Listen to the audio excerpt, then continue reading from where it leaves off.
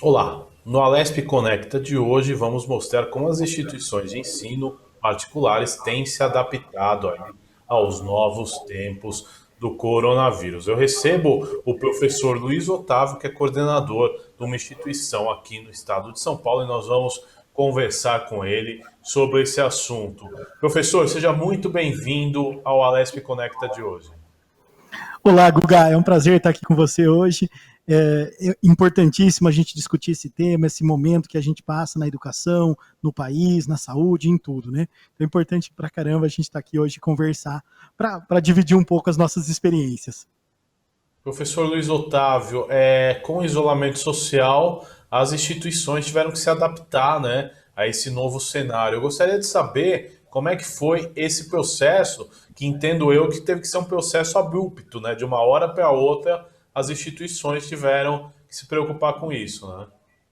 É, é uma mudança, Guga, que vem acontecendo, né? As escolas estão adotando mais tecnologia no seu processo, mais meios online de atividades, porém a transformação em função da pandemia, em função da quarentena, em função desse isolamento, foi feita num período muito rápido, né? Então, o que a gente tinha aí em porcentagem, 10, 20% de atividades online, em uma semana, duas, nós passamos aí para 100% de atividades online. Então, foi uma transformação muito rápida que até isso afeta o processo de adaptação da instituição, professores, dos alunos, das famílias.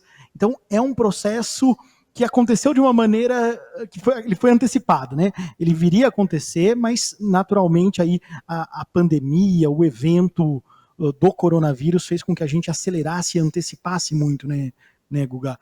Então é uma experiência diferente para a gente.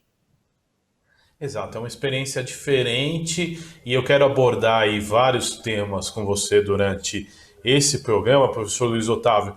Mas primeiramente, qual que é o método padrão desse ensino à distância? Eu vejo, né, até pelos meus filhos e crianças do meu círculo de contatos, cada escola acabou adotando um modo, até pela questão aí da rapidez. Algumas prestam aula com vídeo, outras, né, só mandam as atividades para que os alunos façam. Eu gostaria que você desse um panorama geral de como seria o ideal que fosse esse ensino. Nós fizemos uma avaliação, Guga, pelo seguinte: a gente precisava fazer essa transição, era natural que a gente precisasse fazer essa transição. Então, começamos para que eles se adaptassem à rotina, os nossos alunos se adaptando à rotina. Fizemos o quê? Fizemos um período de atividades em casa. Atividades que a gente orientava para eles retomarem conteúdos, para ir criando dentro do estar em casa uma rotina. A partir do momento que foi criada essa rotina, nós entramos com aulas ao vivo online. Por que o ao vivo? O ao vivo eu acho que é um dos pontos mais importantes dentro desse processo. Por quê? Porque educação, Guga, é relação. E essa relação professor-aluno, ela acontece dentro da sala de aula pelo fato do contato, do tirar dúvida, do questionar, do participar. Porém, num vídeo gravado, você não teria essa possibilidade. Então, nós fizemos um processo para que a gente tivesse, e é o que a gente oferece hoje, e muito próximo do real, é uma aula ao vivo. Então, o professor tem todos os instrumentos, tem todas as possibilidades, o aluno tem possibilidade de perguntar, e até mesmo um fenômeno bacana que a gente observou, alunos que muitas vezes em sala, que são mais tímidos, mais fechados, fizeram o quê? Passaram a perguntar por conta de perguntar por chat. Então, o que a gente enxerga é fundamental que a gente aproxime ao máximo da normalidade do que seria, do que ele teria aqui com a gente na instituição, na escola, ele teria fisicamente aqui os professores. Então nós estamos procurando ao máximo que ele possa ter acesso às relações. Educação é relação. Com certeza, professor. Agora, um assunto interessante, né? O ensino à distância no Brasil ele vem crescendo, isso é um fator, né, que os números mostram, porém, ele era destinado mais ao setor universitário, né, ao setor de qualificação, não tanto às escolas, né? em geral, né, o ensino fundamental, o ensino médio, né? E dentro disso, eu gostaria de saber se as crianças com menor idade, né, elas têm capacidade para absorver o ensino à distância, ou isso está sendo aplicado mesmo numa questão de emergência, afinal, não teria outro jeito, seria, né, ou perder o ano, ou, né, ter esse tipo de ensino. Então, eu gostaria de saber, realmente, na prática, professor, se isso realmente é uma solução paliativa, melhor do que o aluno perder o ano, ou se realmente isso pode vir para ficar. Olha, Guga, avaliando todo o processo, a gente está falando de uma geração de nativos digitais. Então, todo esse processo para eles é uma coisa muito natural, e nas mais diferentes fases. O fato de você ter nativos digitais, eles vão ter facilidade com a ferramenta. Então, essa facilidade com a ferramenta vai fazer com que ele tenha um aproveitamento do conteúdo, da parte pedagógica. Então, não dá para falar que é paliativo. Por quê? Porque o aprendizado está acontecendo. Ele tem uma velocidade e um meio diferente. A única coisa diferente é a ferramenta. Outro ponto importante nesse momento é que fortalece ainda mais a participação dos pais dentro desse processo de aprendizagem. Por quê? Eu acho que a maior dificuldade que o aluno mais novo, diferente de um aluno que está fazendo na universidade, na pós-graduação, no período online, é que o aluno mais novo ele vai ter a dificuldade para criar aquele hábito, aquele comprometimento, aquele envolvimento com o processo. Então, querendo ou não, quando a gente tem aí a família junto, dando suporte, isso não vai ser paliativo. Vai ser um aprendizado de fato. E muitas vezes dando mais frutos do que até o aprendizado presencial. Por quê? Porque com acesso ali à internet, com acesso ao desenvolvimento ali de outros meios de pesquisa, o aluno tem aí o mundo aos pés dele para que ele possa aprender. Então ele pode ampliar o espaço da sala de aula. Então o importante é que a família enxergue também nesse processo uma oportunidade de criar um comprometimento, de criar um vínculo. Então esses vínculos têm que continuar acontecendo para que não seja só paliativo. As mudanças trazidas vieram para ficar. Não estou falando que vai ser 100% assim. O que eu estou querendo dizer é, muitas dessas mudanças, muitas dessas ferramentas vão ser utilizadas para contribuir ainda mais no processo de aprendizagem. Por quê? Porque está acontecendo a aprendizagem. São nativos digitais. O meio para eles é um meio que eles nadam de braçada, eles vão tranquilos dentro desse meio. Tá joia? O que vai pegar mesmo, de fato, é a questão do comprometimento, né? Que aí depende muito da parceria da família. Professor Luiz Otávio, o senhor citou, né, a parceria com a família, e eu, como jornalista, eu acabo perguntando muito para as pessoas, né? É o bichinho da curiosidade. Eu tenho perguntado para vários contatos: e seu filho dentro de casa? Como é que tá? Como a escola está agindo, né? E a maioria das reclamações que eu ouço, né, na verdade, depoimentos, é que de repente os alunos, né, nessa transição, estão transferindo para os pais coisas simples que perguntariam ao professor na sala de aula. Muitos falam: pô, eu pago a escola e eu estou fazendo o papel do professor. Você acabou me dando um outro lado, né, do laço familiar. Mas como chegar a esse meio termo? Porque eu acho que o professor ele é extremamente essencial na formação, principalmente dos alunos menores. E agora, quem está à distância é o professor. Como suprir, né, essa falta de vínculo aluno-professor? Guga, essa é uma das nossas grandes preocupações e justamente por isso a gente está falando tanto do ao vivo. Eu ainda falo que a faixa que a gente mais trabalha são os adolescentes. É um momento que o santo de casa não faz milagre, então a relação com a família é mais complicada, a relação com o professor é diferente. A família tem a função de compromisso com a aula, com o momento. A função pedagógica, do conteúdo, do aprendizado, vem da escola. Por isso que a escola tem que fornecer ferramentas para o aluno ter espaço para tirar todas as suas dúvidas, para o aluno ter espaço para expor os seus problemas, suas dificuldades, seus desafios, e para a família ter esse suporte também de como lidar. A família não é obrigada a chegar no meio termo. A gente tem que ajudar a família. Então, nós estamos trabalhando na instituição com as orientadoras a todo momento, que são psicólogas, acompanhando as famílias, dispostas a atender pais e alunos. É o caminhar junto. Eu tenho que ter ali a família dando suporte para o comprometimento e a escola dando suporte pedagógico e formação acadêmica. Muito interessante. Agora, professor, dentro dessa sua experiência aí de cerca de quase 3 meses, né? Já estamos indo para o terceiro mês, né? De ensino à distância. Quais as principais dúvidas que os alunos trazem à escola e que os pais também trazem? Quais as reivindicações? E talvez é importante a gente abordar aqui também quais os anseios, tanto de alunos quanto de pais, em relação a esse novo método de ensino. São muita novidade de uma vez só, né, Guga? Então, querendo ou não, eles estão sensibilizados, começam a dar um valor para a escola que antes não se tinha. Você fala assim, nossa, como sentem falta. Antes de estar aqui com vocês, eu estava com os alunos conversando, eu faço com eles semanalmente lives para conversar, saber como eles estão, e para saber, ter esse retorno, esses anseios mesmo. E a pergunta que eu mais recebo deles é, quando nós vamos voltar? E quando nós vamos voltar, eu falo que é gratificante porque você vê o quanto a escola é importante dentro da relação. Não está sendo férias, não está sendo descanso, está sendo algo que eles estão aprendendo em casa, mas o vínculo com as pessoas, com os professores, o tirar dúvidas é muito forte para eles. O anseio dos pais é, meu filho está ficando direto no computador, meu filho está ficando direto com o celular. É uma dinâmica diferente. Alguns deles começam a ficar cansados, porque o corpo não está fisicamente preparado para isso.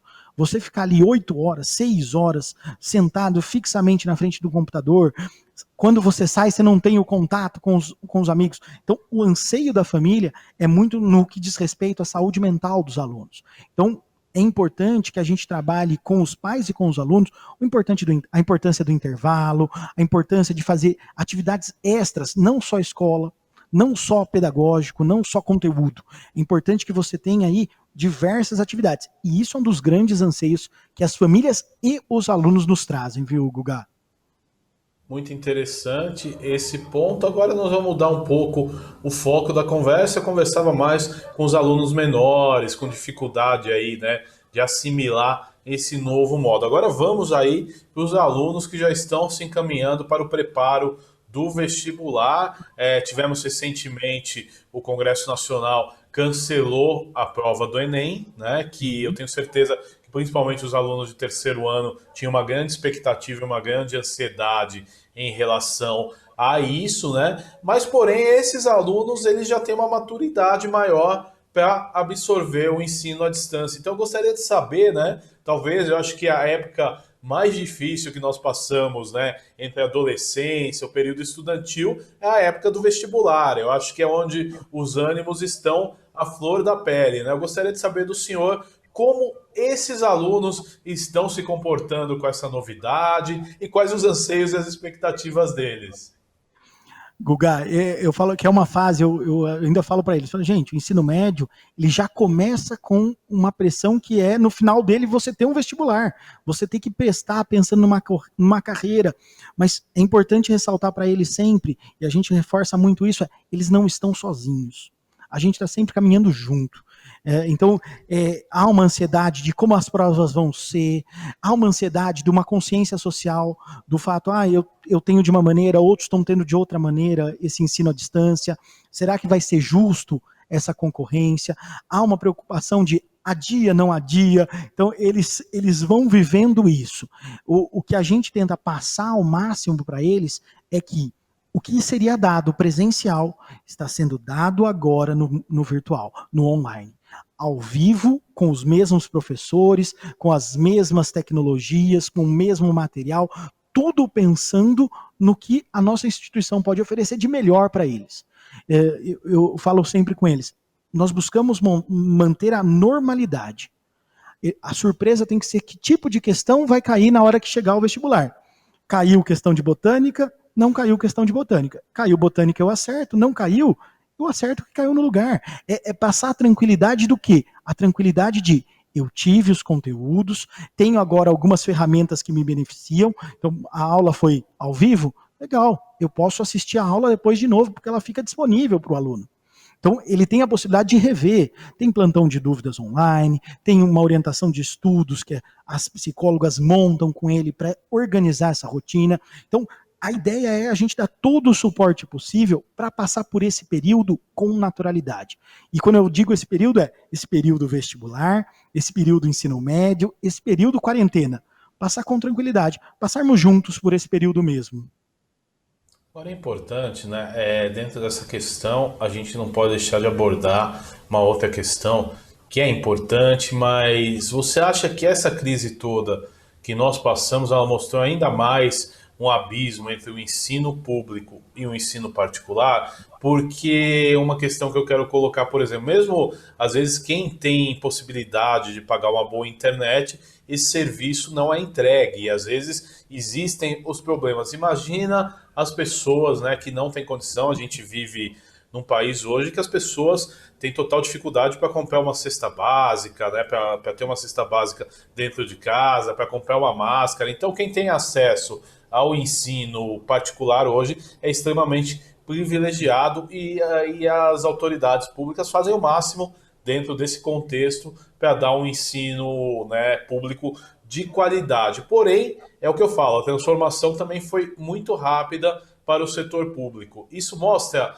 realmente o grande abismo entre o setor particular, que tem fundos, tem dinheiro, né, para investir em tecnologias, e o setor público, que demora mais, eu diria mais, né? O setor público tem uma prioridade hoje, que é o tratamento das pessoas que estão doentes, né? Então isso já é um outro entrave na discussão das políticas públicas. Mas eu gostaria que o senhor comentasse isso através de colegas do senhor que trabalham na rede pública. Qual que é a diferença do ensino à distância na rede particular e na rede pública?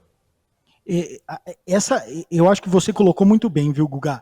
Essa questão, esse abismo que existe, ele é muito significativo e é importante, eu acho que a gente não pode deixar passar esse momento para que isso seja discutido até com os alunos.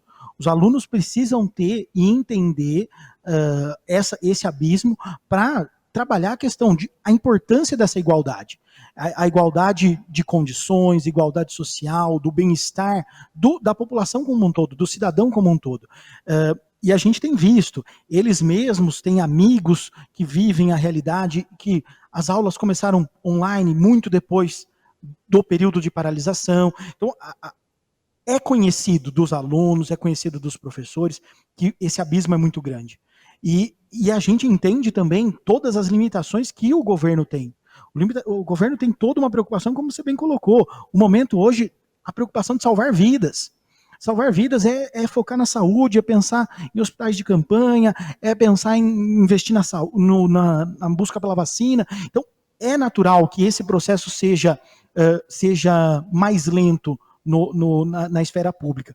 Porém, é uma coisa que tem que acontecer, esse investimento, essa evolução do ensino público até para essa ferramenta online, ela vai ter que acontecer porque o mercado está caminhando para isso, o mercado educacional está caminhando para isso.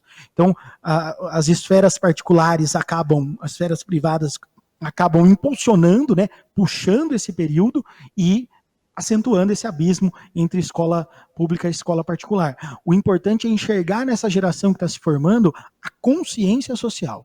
A consciência social de que esse abismo não pode ser dessa maneira e isso precisa ser transformado.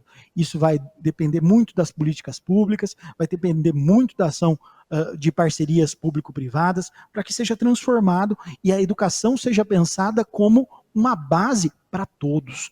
É a base para a formação acadêmica, é a base para a formação cidadã, é a base para a formação crítica.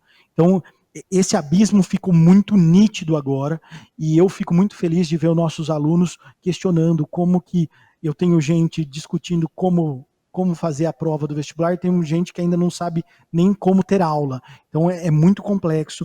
Falar num país da dimensão do Brasil, pensar num acesso da internet como algo comum, não é real.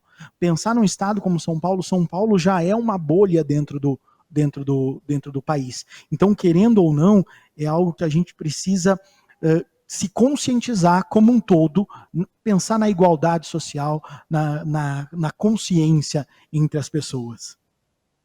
Agora, professor, outro assunto dentro disso, né? Nós comentamos o adiamento do Enem.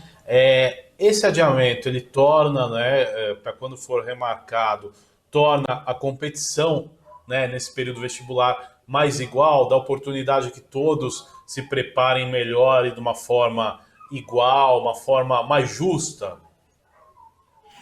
A ideia do adiamento é que pelo menos as pessoas que ainda não tiveram a condição de chegar num período online, com aulas de qualidade online, elas têm essa possibilidade num futuro aí de ter presencialmente essas aulas, para ter a condição de ter todo o conteúdo.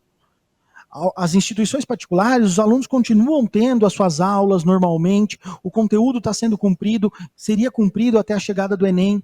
Tá joia? O grande problema é que você tem escolas que não conseguem oferecer isso. Então, a partir do momento que você adia o Enem e permite que o conteúdo seja aplicado, seja dado até a data, você torna a competição mais verdadeira, mais honesta, mais igual. Você gera uma condição de igualdade, de competição, né, vamos dizer. Exatamente. Agora eu quero pegar um outro lado que o senhor pode nos dizer bem como está a adaptação dos professores nessa rotina, porque eles vivem os dois lados também. Quando eles estão em casa, eles têm que administrar os filhos, né? Dar essas aulas virtuais. Eu quero saber como está, né, a adaptação dos professores nesse momento tão difícil também. Isso é um ponto muito interessante, né, Guga? Você pensar que você tem aí uma série de professores que são nascidos aí antes dos anos 90, não são nativos digitais, isso tudo é uma novidade para eles. Então essa transformação foi algo que eles tiveram que se dedicar muito, se empenhar muito, trabalhar muito para conseguir construir as aulas agora no modelo online, e isso tem que ser muito reconhecido pelas instituições. A instituição tem que reconhecer muito o trabalho desses professores. Eu falo que nós viramos a chave de uma escola presencial para uma escola online, numa velocidade muito grande, e se não tivesse a ajuda e a parceria desses professores, isso seria muito mais difícil. Então, a gente vê professores comprando tablets, comprando mesas digitais, atualizando o computador, fazendo curso. Então, foi uma dedicação muito grande e que, em certo momento, passou até por um processo de humanização desses professores. Porque dentro de casa, o que esses professores passaram a poder dividir com os alunos? Mostraram animal de estimação, apresentaram família, conheceram o espaço. E é o que você falou, o professor está dando aula, às vezes passa o filho do professor.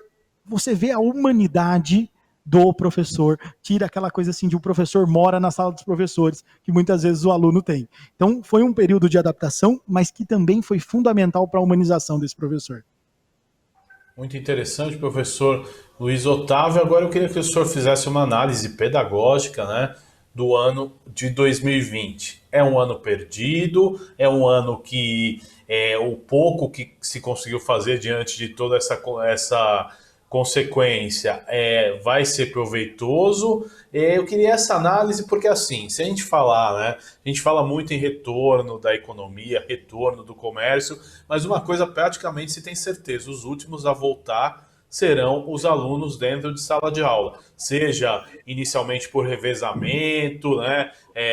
Um dia vai um aluno, outro dia vai outro, para que tenham menos gente, menos aglomeração, mas nós estamos no mês de maio, mas eu acho que até dezembro, sinceramente, não se resolveu isso em 100%. E eu gostaria da tua análise em relação a isso. Olha, Guga, não vou falar que é um ano perdido de forma alguma. Não vou falar por quê? Porque as ferramentas pedagógicas estão sendo dadas. Eles têm acesso a todas as ferramentas que a instituição oferece. Então, o processo de aprendizagem é possível? Ele é muito possível. Depende um pouco da dedicação, depende um pouco do esforço, da disciplina, da organização, que nós, como escola, sempre tentamos ensinar. E nesse momento que eles estão em casa, a gente depende um pouco mais dos pais contribuírem. Então não dá para falar que vai ser um ano perdido. Porém, pensar num retorno é colocar em risco a saúde de professores, em risco a saúde de alunos, de familiares e tudo mais. Então, pode ser que avance, pode ser que avance. Quanto mais avançar, a gente tem que ter a certeza que a estrutura montada para esse processo de aprendizagem online, ela é suficiente para que a gente transmita os conteúdos básicos e essenciais ao aprendizado do aluno. E tentando manter sempre a questão da saúde mental, das relações, dos vínculos desses alunos com a escola e com os colegas, né? Que é muito importante dentro desse processo. Eu falo que a maior perda, de fato, é a perda das relações. A perda pedagógica é mínima diante de toda a infraestrutura que foi construída. Não dá para falar que foi um ano que vai ser um ano perdido do ponto de vista de pedagógico. Legal, professor, interessante essa sua colocação, né? Porque eu acho que é um anseio de muitos pais, né? E eu vejo que cada vez mais eles questionam isso realmente, né? Conheço muitos aí que ainda em idade, né, não obrigatória tiraram seus filhos da escola, optaram por que os filhos ficassem em casa, mas por outro lado, né, tem toda essa importância que o senhor elencou no trabalho. Agora eu lhe faço outra pergunta que é exatamente no sentido contrário. Qual que é o legado que nós vamos levar em relação à educação, ao ensino, né, no Estado e no Brasil deste 2020? O grande legado, Guga, é a capacidade de transformação da escola. É a capacidade da transformação da escola e da escola entender que o aluno, cada vez menos, ele é um aluno que ele vem vazio, ele traz uma experiência dele, ele tem um mundo para avançar através da internet, do meio online. Então, a gente vai ter que entender cada vez mais essas diferenças.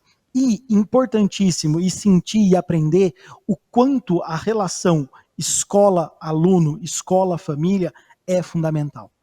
A gente está enxergando o quanto é importante dentro do processo aprendizado esse contato humano, esse contato da figura do professor, da figura do inspetor, da figura da orientadora, como isso é importante e quanto a escola deve fortalecer essas relações humanas.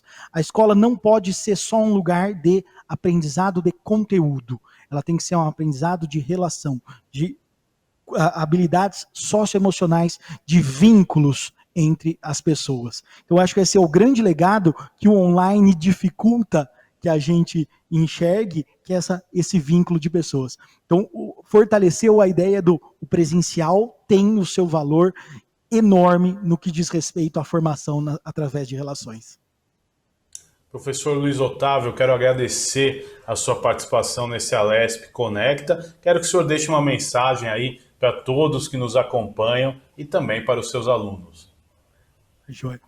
Eu agradeço o convite, é um prazer falar de educação, é um prazer falar com vocês sobre tudo o que está acontecendo e é importante que a gente tenha esperança e ver consciência que as escolas como um todo estão trabalhando da melhor maneira possível para oferecer sempre o melhor, para garantir segurança, para garantir tranquilidade e para fazer com que vocês se sintam bem. É importante que a gente se sinta bem para que a gente possa passar juntos por esse momento que o país está vivendo. Tá legal? Muito obrigado, Guga, pelo convite. Professor, quero agradecer a sua participação. Este foi o Alesp Conecta de hoje. Falamos aí dos desafios do ensino à distância nas instituições de ensino do Estado de São Paulo. Você pode ver e rever este e outros programas em nosso canal no YouTube. Até o nosso próximo encontro. Tchau!